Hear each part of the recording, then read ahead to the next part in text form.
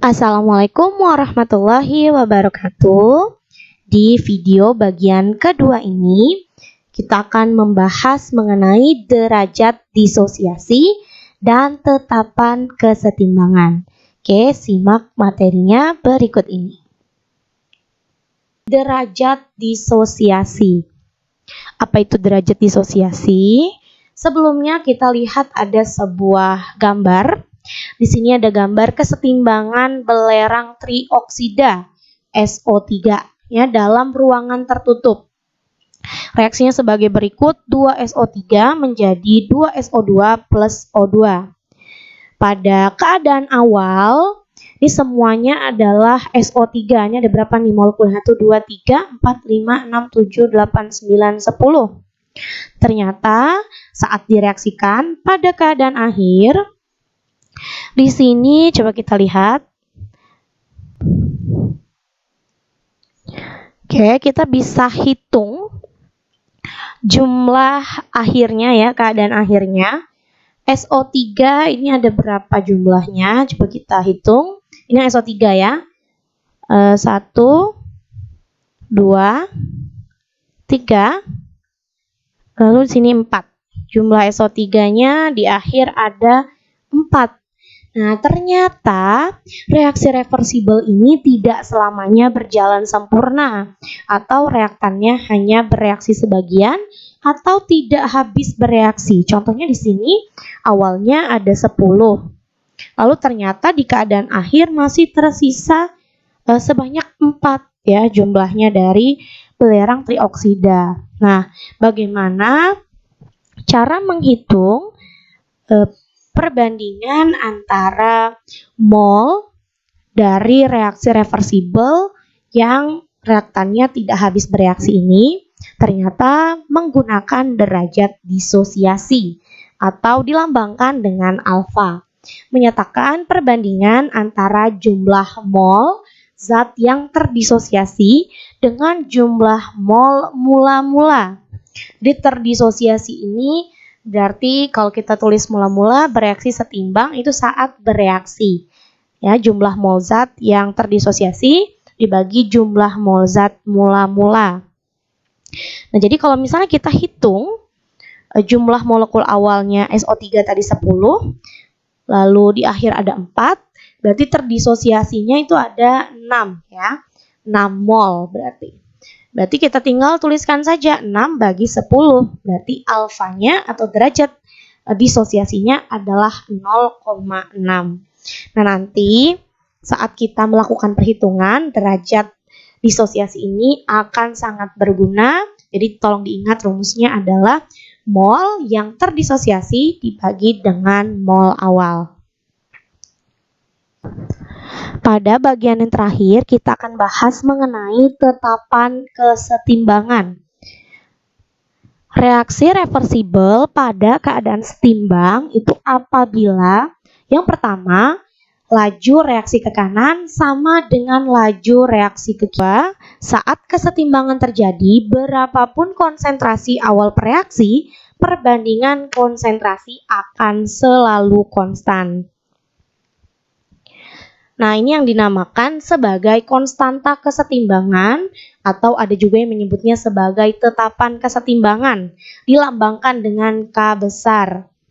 Perbandingan hasil konsentrasi setimbang zat-zat produk terhadap hasil kali konsentrasi setimbang zat-zat bereaksi masing-masing dipangkatkan dengan koefisien reaksinya. Jadi nanti yang di atas adalah yang produk, di bawahnya adalah yang reaksi, lalu semuanya dipangkatkan dengan koefisien reaksinya. Contohnya seperti apa? Oke, di sini ada contoh reaksi Ma plus Nb menjadi Pc plus Qd. Maka K-nya adalah yang produk dulu. Ingat produk yang sebelah sini ya, sebelah kanan. C pangkat P dikali konsentrasi D dipangkatkan dengan Q dibagi dengan A, konsentrasi A, pangkatkan dengan M, konsentrasi B pangkatkan dengan N. Ingat, satuan konsentrasi adalah molar, maka karena di sini ada beberapa konsentrasi, ya, maka satuannya menjadi molaritas, ya, tetap M.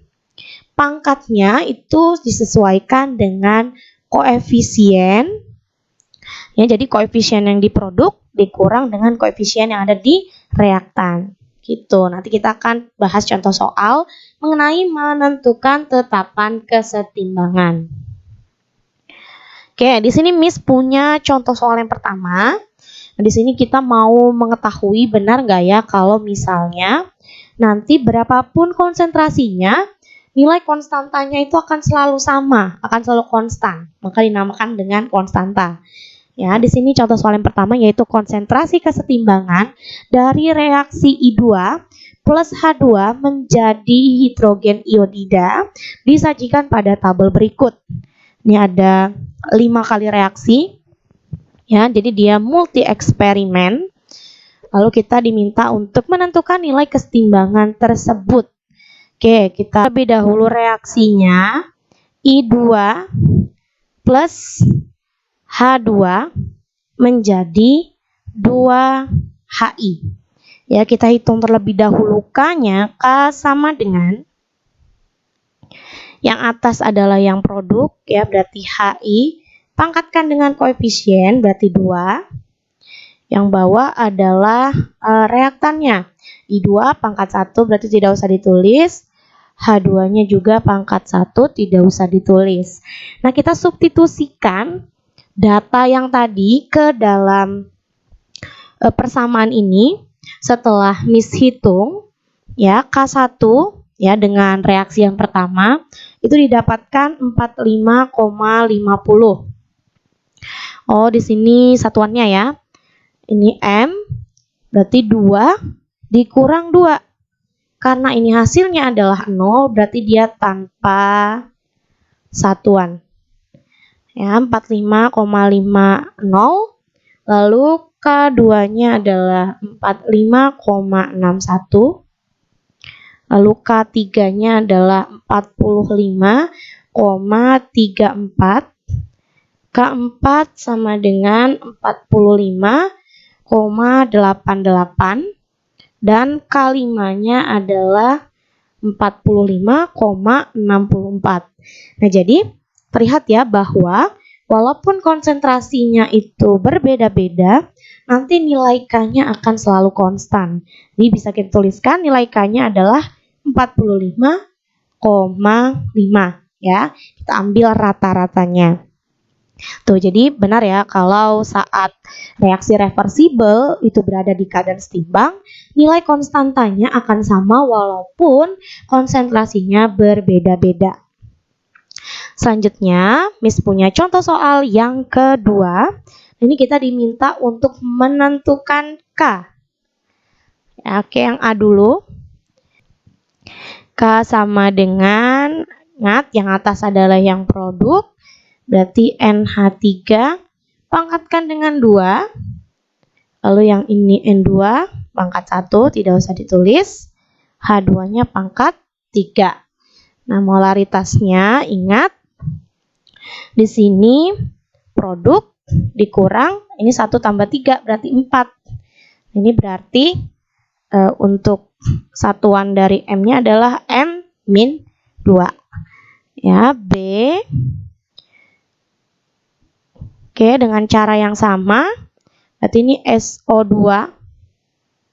ini pangkat 2, lalu di sini ada O2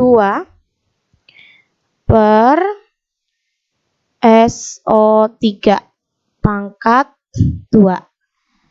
Oke, nah ini adalah tetapan kesetimbangan, ya, biasanya bisa kita tuliskan sebagai K atau ada juga yang menuliskannya itu sebagai KC. Ya, kenapa ada perbedaan seperti ini? Karena ternyata ada jenis kesetimbangan yang lain. Ya, kalau ini berdasarkan konsentrasi, makanya di sini C, ya, concentration. Ada juga yang nanti berdasarkan dengan tekanan. Makanya di sini KP, pressure, ya. Seperti apa KP-nya adalah tetapan kesetimbangan tekanan. Oke, mari kita bahas bersama-sama. Jadi selain KC ya atau tetapan kesetimbangan berdasarkan konsentrasi, ada juga yang namanya KP. Ya, ini berdasarkan tekanan. Jadi hanya khusus untuk yang fasenya adalah gas. Ya, maka di sini rumusnya tidak jauh berbeda. Ya, tetap yang produk dibagi dengan reaktan pangkatkan dengan koefisien, namun di sini cara penulisannya berbeda. Jadi ini tekanan NH3 pangkatkan dengan 2 dibagi dengan tekanan dari N2, lalu ini tekanan dari H2 pangkatkan dengan 3. Ya, kalau tadi contohnya adalah HI tadi ya. Berarti di sini HI pangkat 2 tekanannya dibagi dengan P dari H2 lalu P dari I2. Seperti itu ya. Nah, kalau yang kita bahas ini KC dan KP-nya ini pada kesetimbangan yang homogen. Nah, bagaimana dengan kesetimbangan heterogen? Ya, oke, kita akan bahas untuk yang kesetimbangan heterogen itu seperti apa. Contohnya di sini Miss punya reaksi BiCl3 plus H2O ini fasenya aquos. Untuk H2O ini liquid menjadi BiOCl,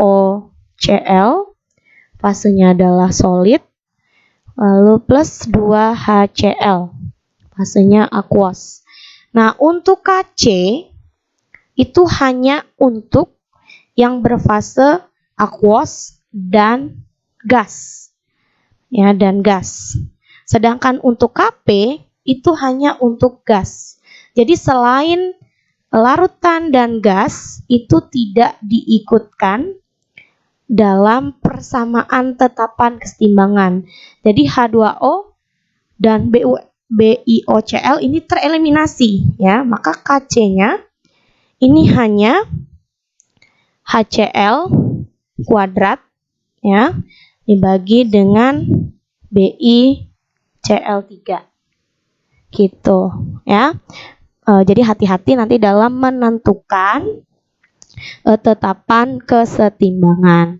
Oke, di sini Miss Tinggi punya contoh soal, nanti kalian kerjakan dan coba. Nanti kita akan bahas soal Google Meet.